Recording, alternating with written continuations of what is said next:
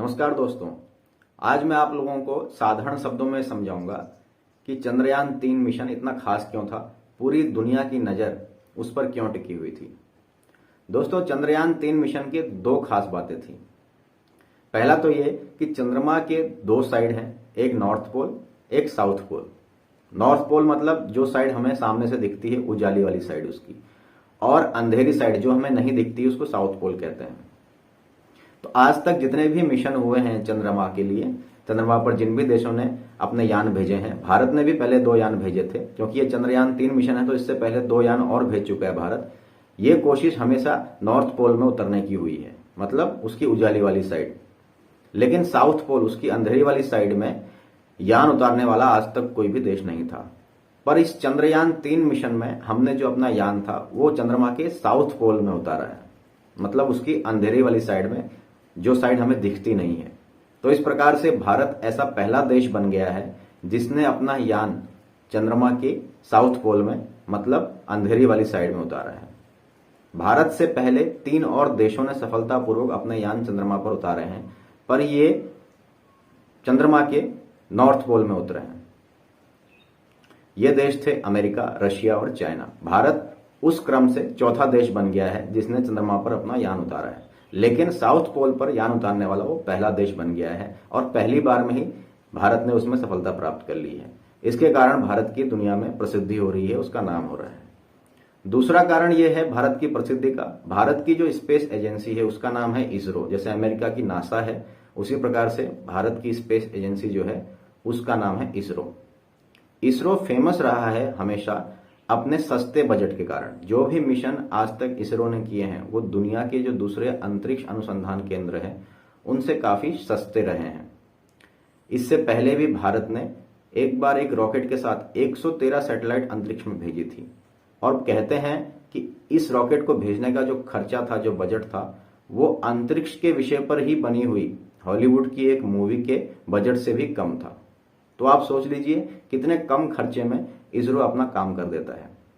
आप गूगल में सर्च कर लीजिए, इसरो की जो पुरानी तस्वीरें हैं, जो इमेजेस हैं, उसके अंदर आपको दिखेगा कि इसरो रॉकेट के पार्ट बैलगाड़ियों में लेके जा रहा है। मतलब कितने सस्ते साधनों में कितने बड़े बड़े काम हमारी इस अंतरिक्ष अनुसंधान केंद्र ने किए हैं।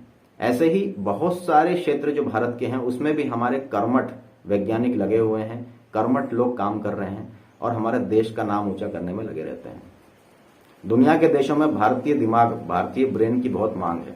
यहां से ब्रेन ड्रेन होता रहा है दूसरे देशों में, क्योंकि दुनिया के जो दूसरे देश हैं वो इतनी मनीषा से नहीं सोच पाते हैं जितना भारत देश के वैज्ञानिक या लोग या बुद्धिजीवी सोच लेते हैं। क्योंकि उनके दिमाग में 2 चीज रहती है, एक तो सस्ता और एक अच्छा। और दुनिया के जो देश हैं वो पैसे को नहीं देखते हैं, क्योंकि पैसा उन लोगों के पास बहुत है, इसलिए वो जितना हो सकता है ज्यादा से ज्यादा बजट अपना लगा देते हैं इन यात्राओं में। और अगर असफल हो जाते हैं दुनिया में थू थू अलग होती है, बदनामी अलग होती है। तो इस प्रकार से भारत अपने इन 2 कारणों से दुनिया में फेमस हुआ चंद्रयान 3 के द्वारा। एक तो ये सस्ता मिशन था, दूसरा चंद्रमा के साउथ पोल में हमारा ये यान उतरा। और अब इस यान ने वहां से आंकड़े, गणनाएं धरती पर भेजना भी शुरू कर दिया है, तस्वीरें भेजना भी शुरू कर दिया है, जो कि आपने इंटरनेट में, यूट्यूब में या इधर उधर गूगल पे देखी होंगी। अब अगला विषय ये कि चंद्रमा पर जाने के लिए वैज्ञानिक इतने उतावले क्यों रहते हैं, चंद्रमा पर जाने का क्या मतलब है। कई लोगों को लगता होगा धरती तो इतनी हमारी सुंदर है, यहाँ पर कितनी प्रॉब्लम्स आ रही हैं, इनको सुधारे बिना सब लोग अंतरिक्ष में जाने की सोचते रहते हैं। देखिए दोस्तों, दुनिया में बहुत सारे डिपार्टमेंट हैं, बहुत सारे वैज्ञानिक अनुसंधान केंद्र हैं जो अलग अलग विषयों पर कार्य करते हैं, अलग अलग सब्जेक्ट्स पर कार्य करते हैं। कुछ भूगर्भ, धरती के अंदर की चीजों पर कार्य करते हैं, कुछ यहाँ के धातुओं पर कार्य करते हैं, कुछ मौसम पे कार्य करते हैं, कुछ मौसम वैज्ञानिक होते हैं, कैसा मौसम रहेगा इसकी जानकारी देते हैं। कुछ वैज्ञानिक हैं जो अंतरिक्ष अनुसंधान केंद्रों में काम करते हैं, जैसे कि नासा, इसरो वगैरह। इसी प्रकार से कुछ वैज्ञानिक लोग आपकी दवाइयों पर काम करते हैं, कुछ कपड़ों पे, अलग अलग जितने भी चीजें हम प्रयोग में लाते हैं उन सभी के अलग अलग डिपार्टमेंट है। उसी प्रकार से अंतरिक्ष का जो डिपार्टमेंट है, अनुसंधान केंद्र, ये अंतरिक्ष के ही खोज करेगा, इसका वही काम है। अब ये कोई घूमने फिरने के लिए कोई खोजें नहीं की जाती हैं, या कोई जिज्ञासा को, अपने क्यूरियोसिटी को पूरा करने के लिए कोई ये यात्राएं नहीं की जाती, इतना बजट नहीं लगाया जाता है। इसका एक कारण है, आप तक जो भी इमेजेस पहुंचती हैं, न्यूज़ पहुंचते हैं, मौसम की जानकारी पहुंचती है, सैटेलाइटों के थ्रू ही पहुंचती है। सैटेलाइट अगर ना हो तो आप तक ये सब चीज़ें, जानकारियाँ नहीं पहुंचेंगी।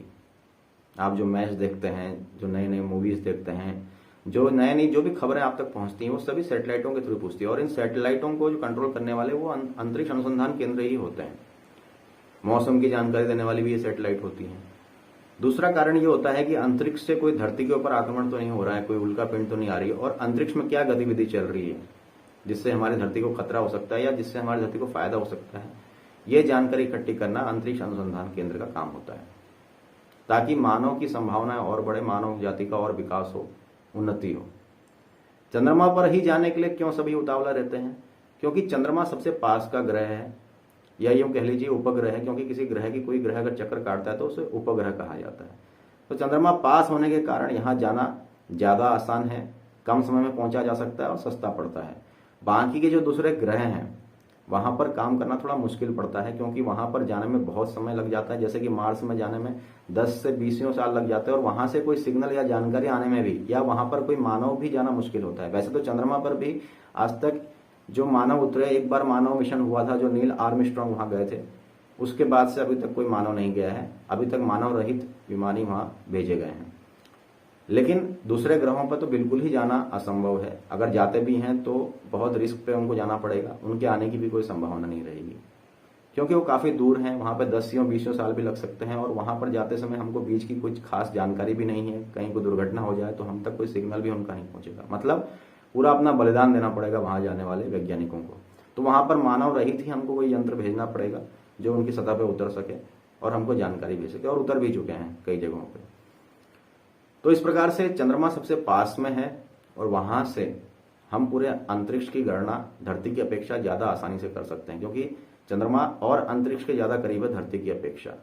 क्योंकि चंद्रमा धरती की परिक्रमा लगा रहा है तो चंद्रमा धरती से दूर है, और धरती पर भी हम चंद्रमा के द्वारा चंद्रमा के ऊपर बैठकर नजर रख सकते हैं।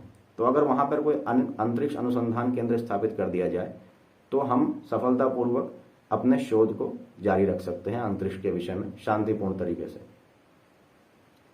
दूसरा ये कि धरती से ही चंद्रमा निकला हुआ है।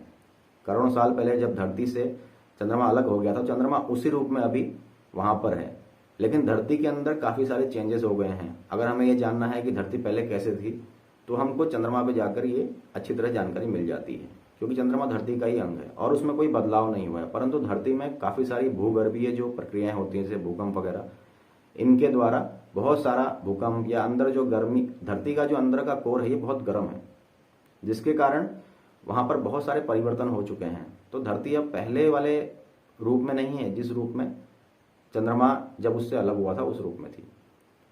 तो इस प्रकार से चंद्रमा पर जाकर हम धरती के बारे में पूरी तरीके से जानकारी ले सकते हैं कि धरती पर पहले कौन से खनिज पदार्थ थे जो अभी नहीं रहे, या चंद्रमा से हम ऐसी चीजों को लेके आ सकते हैं, या और भी बहुत सारी संभावना है। वो तो वहां जाके गणना करने के बाद, खोज करने के बाद ही पता चलेगा।